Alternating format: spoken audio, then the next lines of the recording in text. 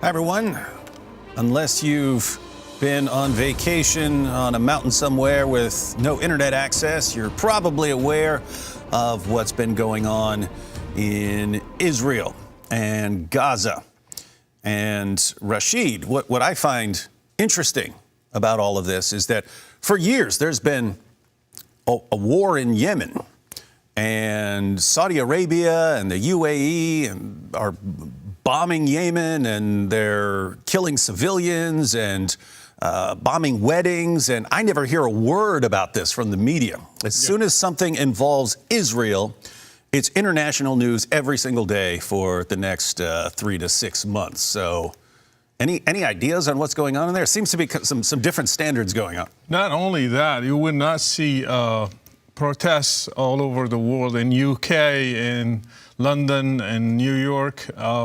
When the Yazidis were sold as sex slaves, nobody did that. When the Christians in Mosul, in Iraq, they were kicked out of their city, nobody did any protest.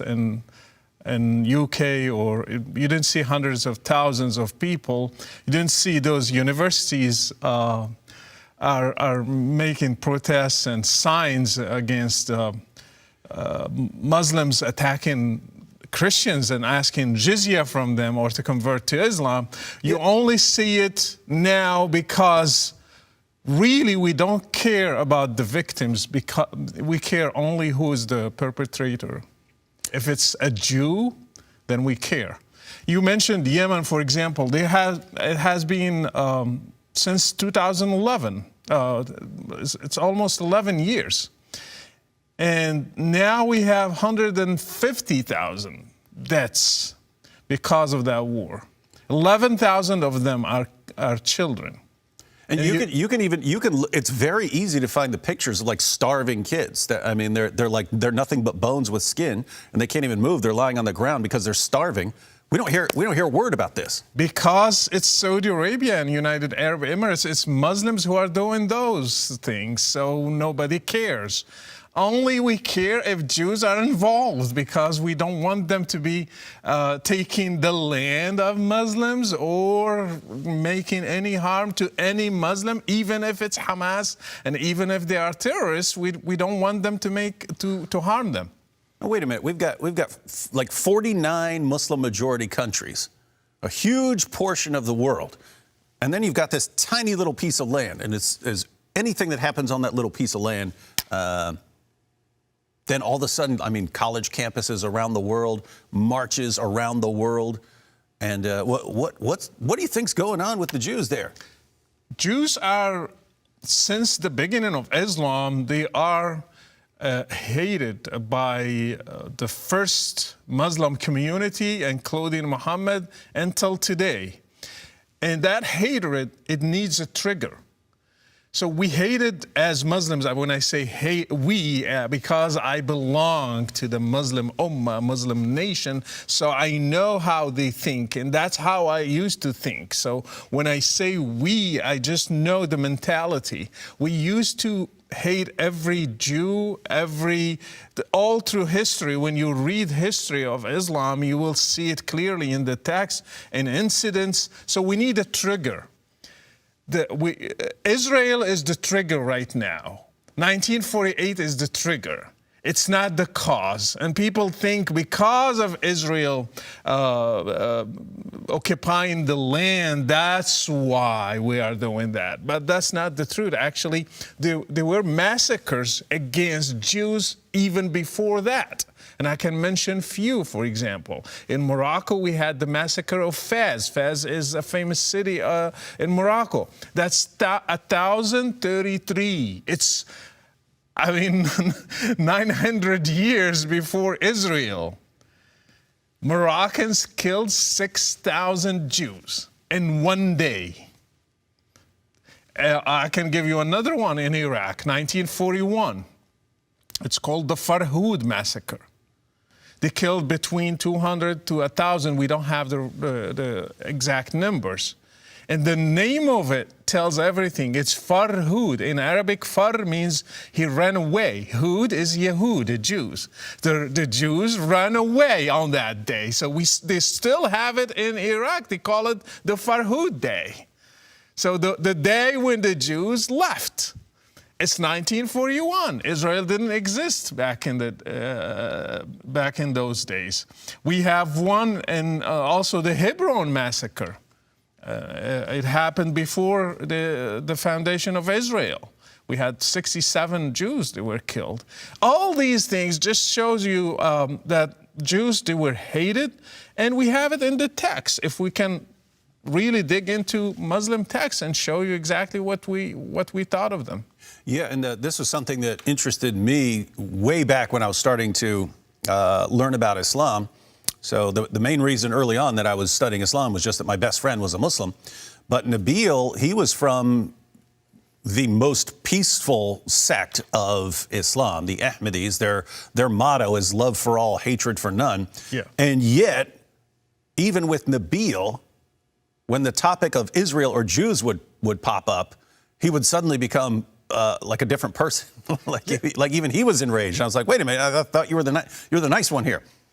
Well, because when you're raised and brainwashed from childhood that those are the enemies of Muslims, what do you think I will think when I grow up? I had to work and struggle with it to overcome that hatred for years. It wasn't easy. Probably for you grow up in a different background, so you didn't feel it. I felt it so strong. You can't even shake a hand of a Jew because all the ideas that they taught us that he's unclean, he is cursed, he is hated by God, they are the enemies of our prophet, they tried to kill him, they tried to bewitch him. There's all this history, it's embedded in our DNA. So when you think of a Jew, what image is going to come to your mind if you were raised since childhood to think they are the monsters, they are the killers, they are the bloodsuckers. So what are you going to think about them when you see a Jew? And this is, I find this really interesting how this unfolded in the lifetime of Muhammad. Because when he's in Mecca, it seems like his view is, hey, it's Muslims and Christians and Jews, and we're all going to be united against the pagans and the polytheists and so on. But all the monotheists are going to be on the same side. Yeah. And when he's receiving his revelations in Mecca and he's surrounded by polytheists, just over and over again, it's like he's setting up the Jews as these authorities in matters of religion. Like they can confirm it. They'll confirm it with their books. When they see me, they're going to acknowledge that I'm a prophet. Yeah. And so for years, he's telling his followers, his entire community, guys, wait till we talk to these Jews. Wait till they talk to these Jews. They're gonna give me a big handshake and say, yes, this is our prophet. Yeah. And then so he does this for years, and then he finally moves up to Medina. And the Jews are like, what? You're not a prophet. Get out of here. What are you talking about? Exactly. You're the most obvious false prophet in history. Exactly. What are you talking about? You're an Ishmaelite? We don't know what you're talking about. I'm there in your book. Just check. You'll find where? Book of Trust Me, bro? Where are you in here? So that's exactly what happened. When you read the surahs, for example, in Mecca, he was talking about nature, and look at mountains, look at the sky, look at all these natural stuff, and it shows there is a God and only one God. And hey, Christians approve that, Jews approve that, and I am talking about Abraham, Moses, and Jesus. See, we're all a family. Mm-hmm. We're against the polytheists. And when he moved to Medina, he was like, right? They were like, no, we are not with you. Yep. We have a different narrative. And when he knew he was rejected by Jews and Christians, he started attacking them one by one.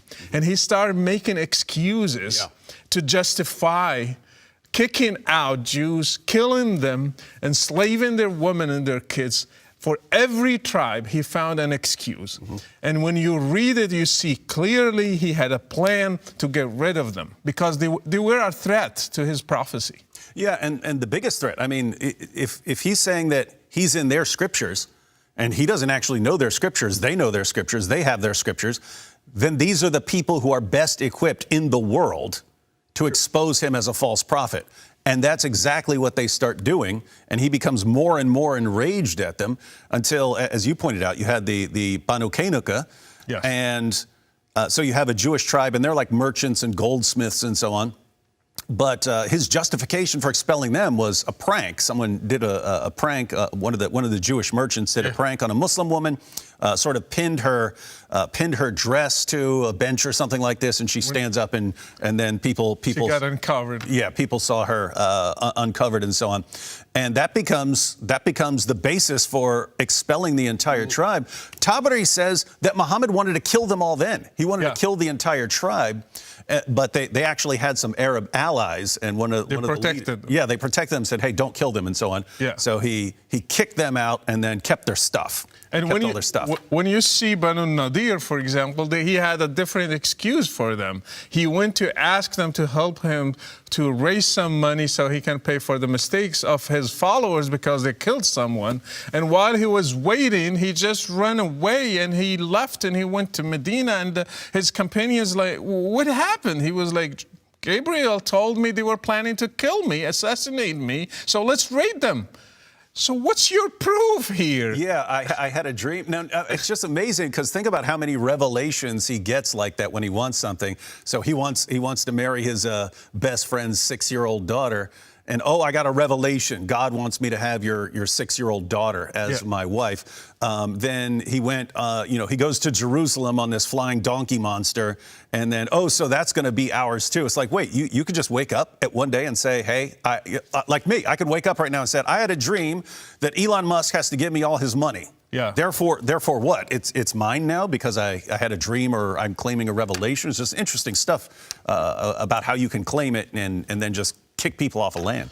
And for the other tribe, Banu Qurayza, which was a different story, he killed all the male above 14, 13. He checked their hair of puberty, and then based on that, makes them drop their clothes off, and so he's checking them to see who's reached puberty. Yeah, so he killed around 600 people on that day. And what was the excuse? He was raided by these tribes, Arab tribes. The Jews said, we have nothing to do with it. And then he said, no, you broke your covenant with me, and you have to pay for it. So he just went and he raided them. I think he was just mad at them, and he tried to find an excuse. And Khaybar, the same thing. It's far away from him. They never harmed him. They never did anything. Just one day in the morning, his army is shouting. People are... It says they're walking out to do their work. Exactly. They're heading out to the fields to do their work. And suddenly they saw his army, and he was like, Allahu Akbar, kharibat Khaybar, like, God, Allah is great. Now we will destroy Khaybar. And since then, even now in these protests around the world, people are shouting, Khaybar, Khaybar, ya Yahud, Jayshu Muhammad, Sawfa Ya'ud, means Khaybar, Khaybar, oh Jews, the army of Muhammad is coming back. So they are reminding the whole world that Muhammad massacred Jews on the day of Khaybar. He took their land, he took their belongings, and he made them, they were like working for him as slaves, actually. Yeah, he made them dhimmis, Dhimmis. So when we are in the 21st century, and one in UK, a Muslim, is reminding the world that the days of Muhammad are coming back. We will do to the Jews the same thing that our prophet did to them. That has to tell us something, that this hatred is attached to religion, is not separated from it. Mm-hmm. And the thing I can't get past is the hypocrisy. Right, the hypocrisy, where Muhammad can punish an entire tribe because one of them pulls a prank. Yeah.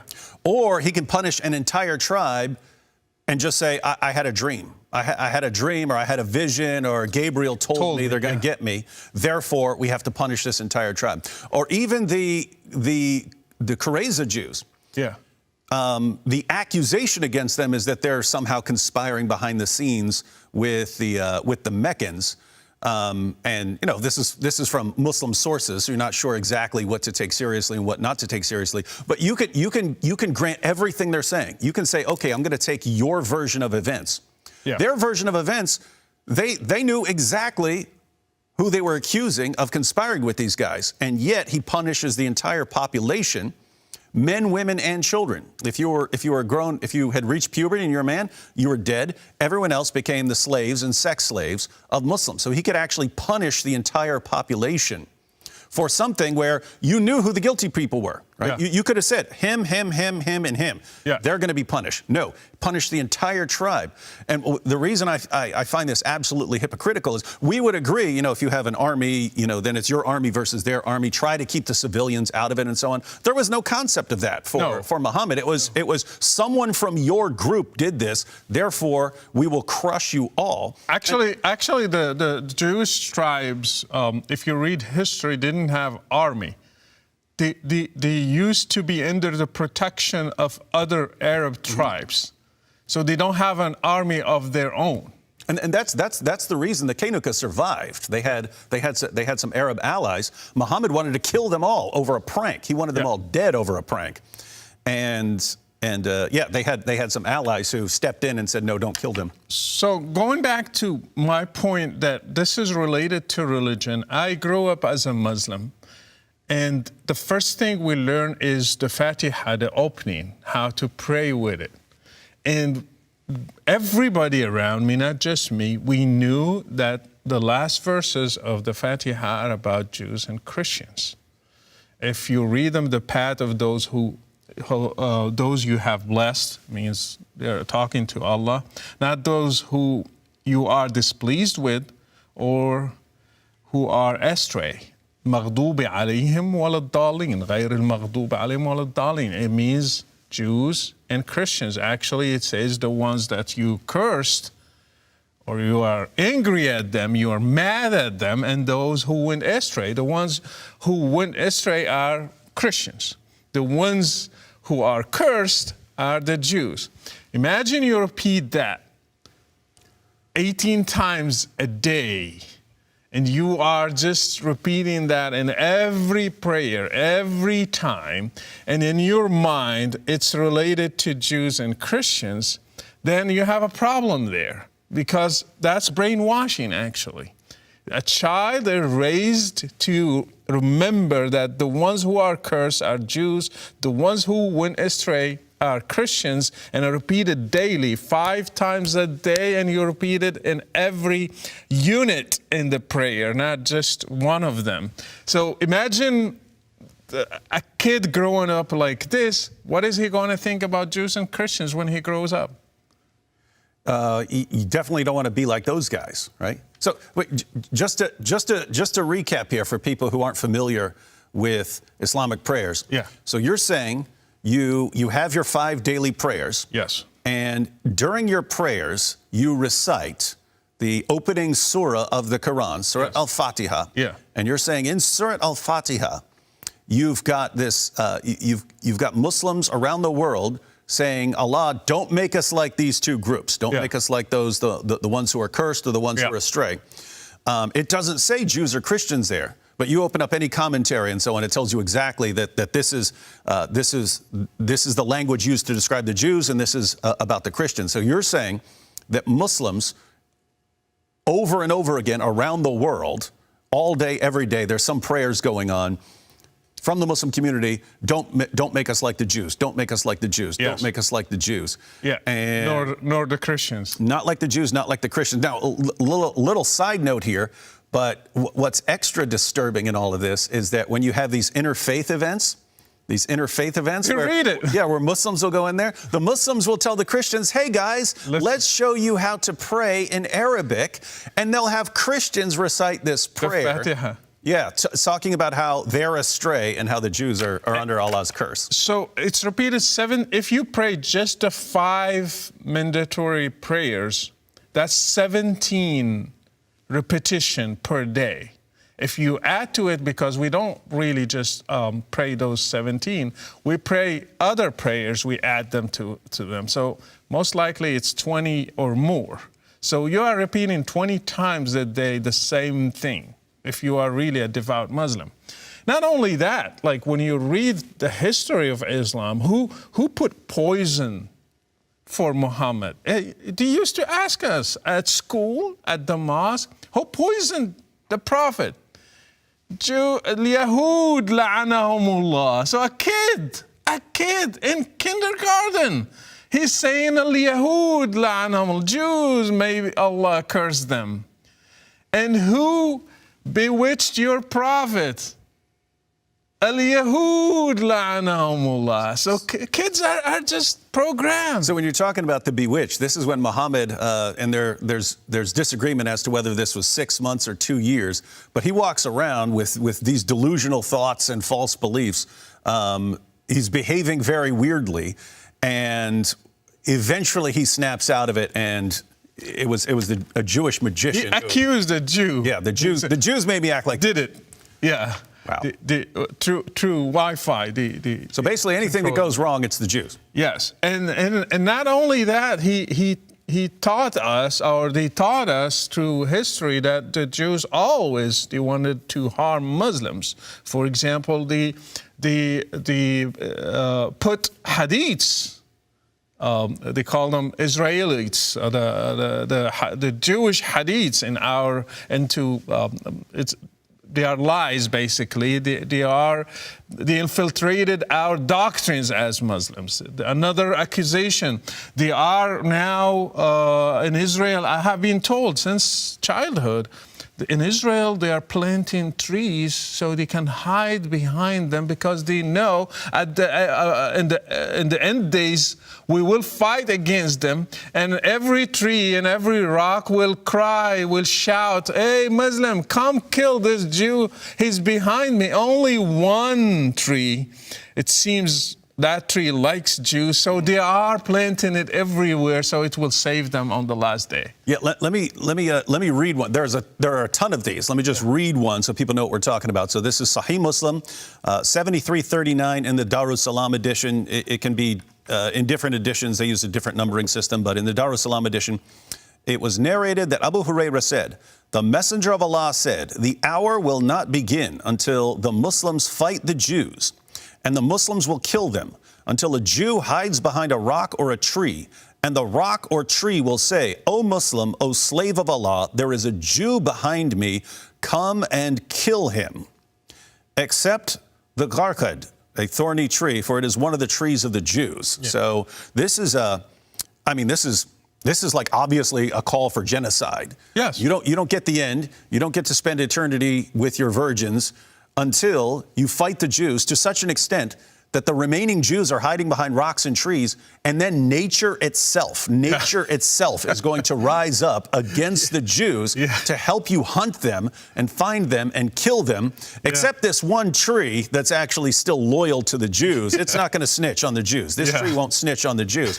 And so you're pointing out, so this is, guys, this is from Muhammad. This is not some, this stuff is from Muhammad.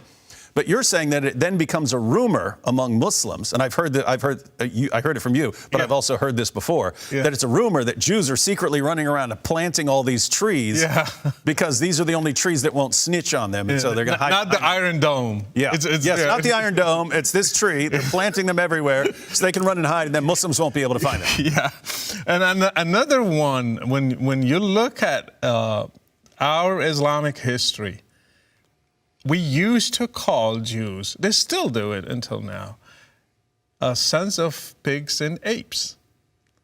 And it's an insult. Until now, they call them like that. And I'm sure in these protests, they call them the same thing, sons of apes and pigs, because they believe that a tribe of Jews, they broke the Sabbath. So because they broke the Sabbath, Allah turned them to apes and to pigs. Yeah, and that one's interesting, because for a while, Muhammad had declared that Allah had transformed the Jews into some animals, but he wasn't sure which ones yet. Yeah. He eventually decided it was apes and pigs. But before that, it's interesting because he wasn't sure, so he was nervous around certain animals. Let me give two. One of them is the rat, or like Yeah. And for that one he actually gave a scientific experiment. So how to prove they are Jewish. Yeah. So this one narrated Abu Huraira.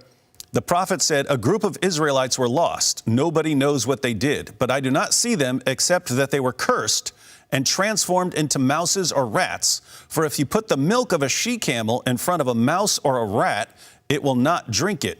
But if the milk of a sheep is put in front of it, it will drink it. So he's actually recommending a kind of scientific experiment. Hey guys, I can prove that these rats are Jews. They're following Jewish dietary laws. They're still kosher. Even as rats, they're still very religious. They won't, because they weren't allowed to drink camel milk. Yeah. He says, then the rat won't drink camel milk, but it'll drink sheep's milk like the Jews are allowed to do. And therefore, these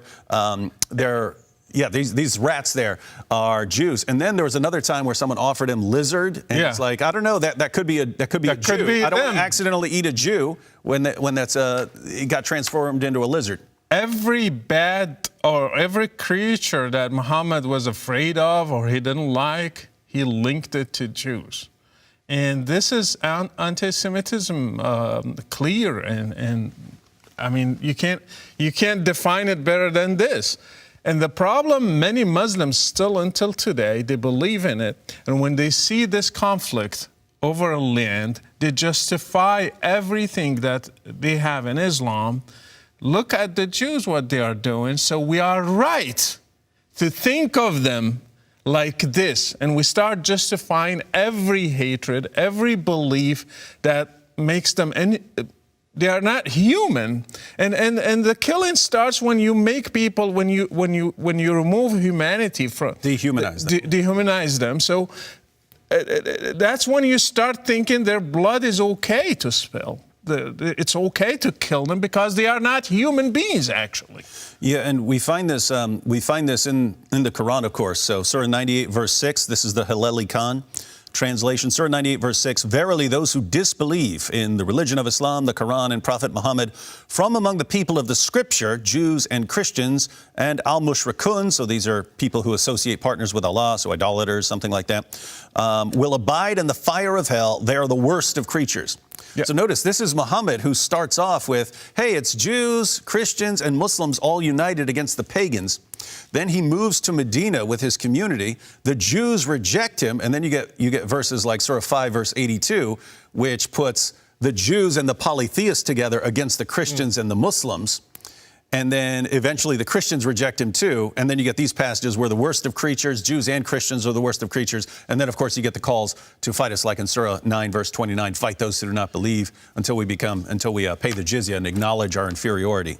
Just in recent days, a plane in Dagestan, the Muslim mob, they went to the airport and broke through, and they started looking for passengers there. We want to find Jews.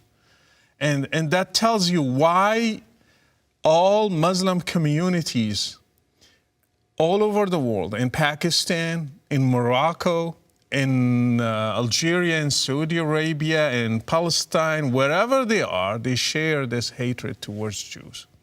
What is the common denominator between them, except Islam?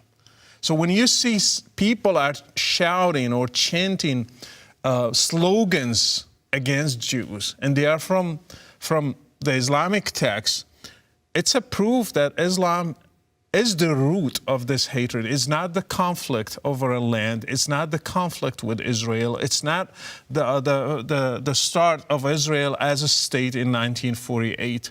Through history, Islam taught us to hate Jews, to kill them, to get rid of them because they are impure, they are unclean. They try to harm the Muslim community at the beginning. They try to harm the Prophet, and you name it. The list goes on. Mm-hmm. And just one more passage I wanted to read here. This is Sahih Muslim. Again, this is it's 4594 in the Darussalam edition. You might, if you have a different edition, if you're online on sunnah.com or something like that, it'll have a different number. But Umar bin al-Khattab said that he heard the Messenger of Allah say, "I shall certainly expel the Jews and Christians from the Arabian Peninsula until I leave only Muslims there." Now, why I find that interesting is there were Jews and Christians in Arabia before Muhammad. True. Muhammad comes along, and once he rises to power, he can say, "Everyone go. I only want Muslims here. Everyone else has to get out." And he can expel Jewish tribes if they're strong enough. If they have alliances with other Arab tribes, then he might expel them. If they don't have alliances, he can just slaughter them. But he can just go into an area and say, "I want this area just for Muslims. Everyone else get out, even though you were here before me."